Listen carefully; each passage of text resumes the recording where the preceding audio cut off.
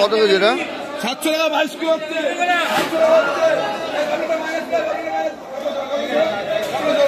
700 টাকা হচ্ছে। 700 টাকা হচ্ছে। 700 টাকা হচ্ছে। 700 হচ্ছে। 700 টাকা হচ্ছে। 700 টাকা হচ্ছে। দেখেন 21 কিলো 21 কিলো 100 না 21 কিলো 300 21 কিলো 300 700 টাকা হচ্ছে।